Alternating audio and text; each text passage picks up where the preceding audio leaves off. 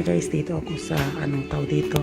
Nagpapaayos ako ng salamin ni tata kasi nasira yung frame niya. So, maganda ito guys kasi tao dito pag paayos tapos pwede pa siyang antayin. So, antayin ko na lang siya kasi kailangan ni tata talaga yung classes.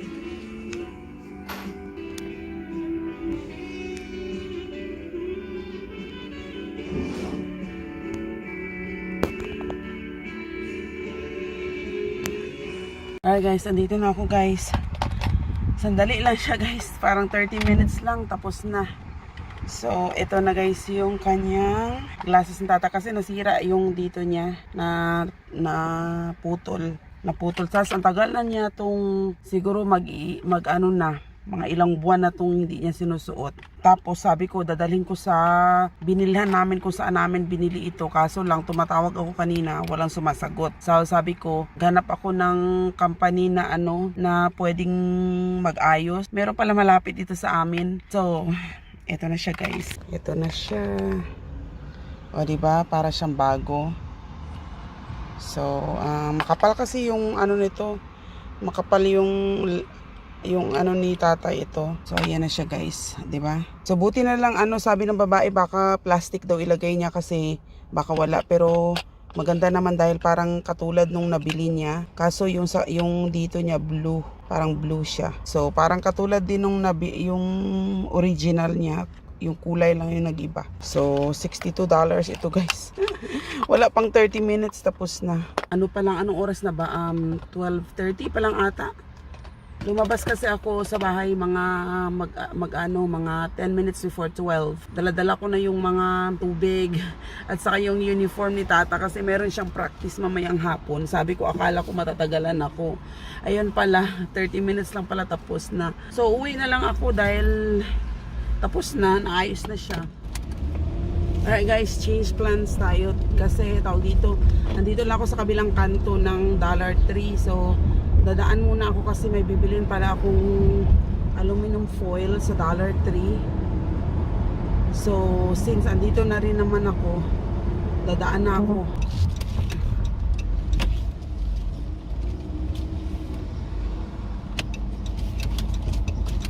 Ang init kasi, naghahanap ako ng walang parkingan, punong-puno dito sa harap. Yeah, nakahanap tayo ng under the shade. Mayroong puno dito, yes. Although hindi naman ako magtatagal.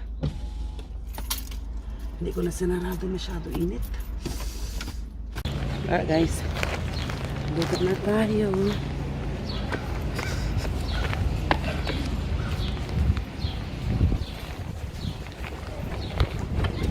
Sarap-sarap ito, malamig-lamig.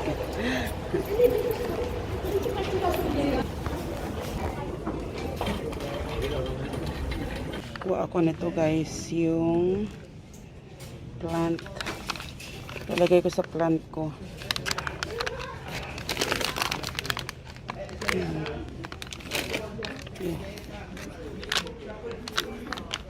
Yeah, isa lang. Try ko ilagay sa yung parang pang-abono pa yun.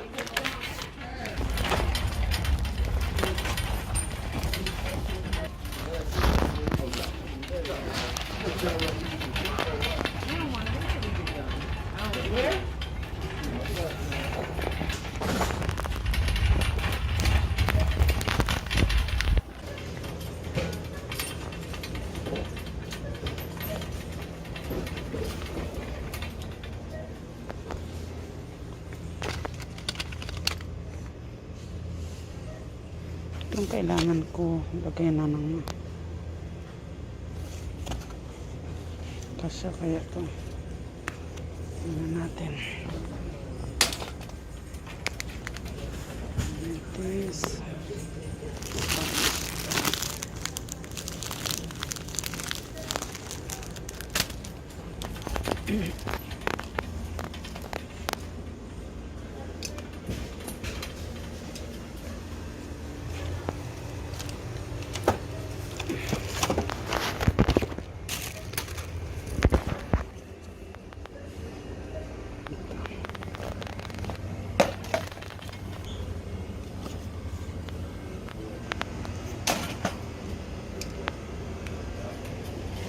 aluminum foil. Where's aluminum foil?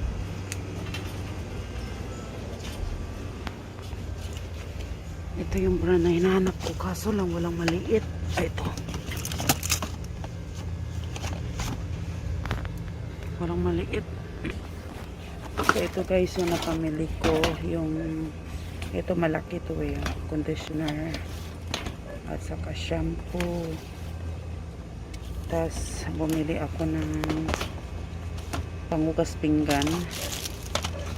Tapos, yung aluminum foil. Bumili ako ng gel.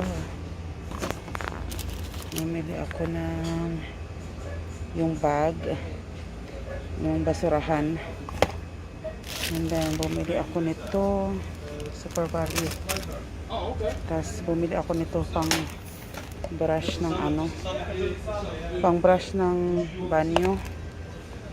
Diba? Ito guys, matagal ko nang hinahanap to. Favorite ko to. Baby oil. Hindi ko alam kung bibilhin ko to. Wag na lang muna siguro. Ito na lang bibilhin ko. Diba? At saka ito. Ito roll jelly. Saka yung ano ni Lala. Yung kanyang ganyan. Yeah.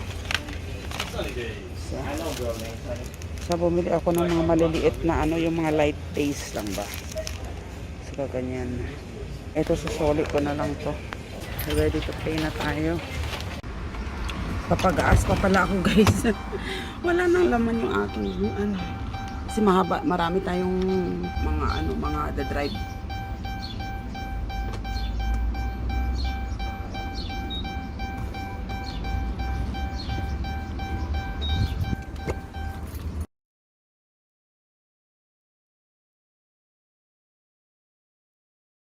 Alright guys, andito ako na guys sa practice ni Tata.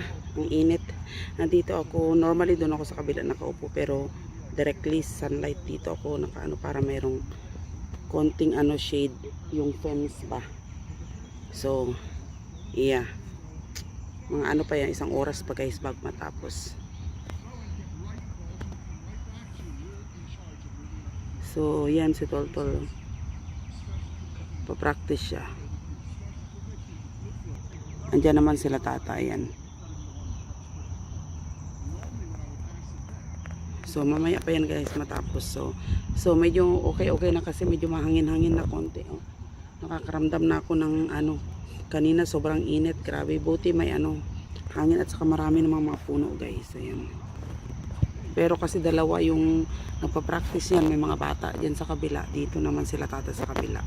Alright guys, nandito na kami sa bahay. It's actually almost 7 o'clock na. So, madaliin na natin guys yung hapunan kasi although mataas pa yung araw guys, so mataas, maliwanag pa. So, kaya lang, luto na tayo kasi gumagawa yung homework yung mga bata, naligo na sila. So, they're just waiting for dinner. So, yung ano natin guys is chicken. So, kanina to, tinaw ko. So, chicken na cubes. Tapos, hindi ko alam kung ano gagawin ko. Parang, i-ano ko lang siya. Lagyan ko siya ng ito na bili ko sa Aldi's. Tikka masala. Tikka masala simmer sauce.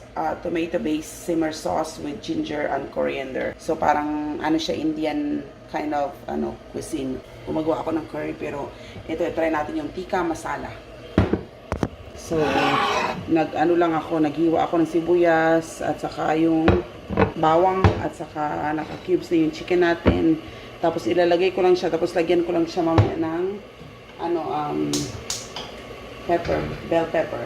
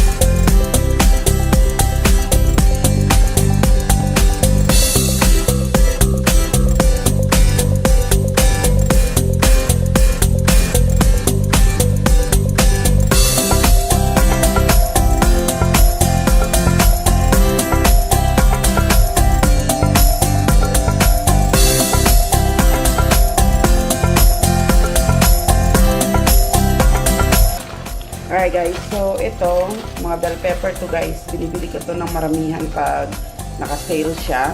Tapos hugasan ko lang siya, then i-chop ko na siya, linisin ko, tapos i-chop ko. Tapos ilalagay ko lang siya sa ziplock bag. Para anytime na kailangan ko yung bell pepper, so ginaganyan ko lang siya, yung, alam mo yun, ilalagay ko na siya. Pang stir fry yung ano ko. Malapot na siya, wala na siya, nag-evaporate na yung tubig. Yung sauce na lang yung natira. Hindi ko na siya guys nilagyan ng kung ano-ano, asin lang siya at saka paminta.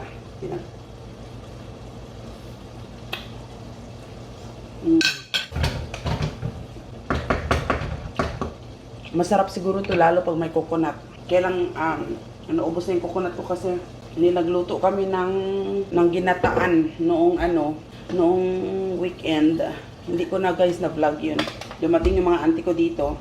Nag-barbecue. Barbecue lang naman nasa oven ba.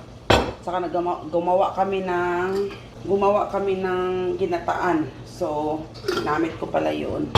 So, inubos ko na guys para bibili na lang ulit ako next time. Tapos, lalagyan ko lang siya ng mga itong pepper. Para lalong sumarap ba.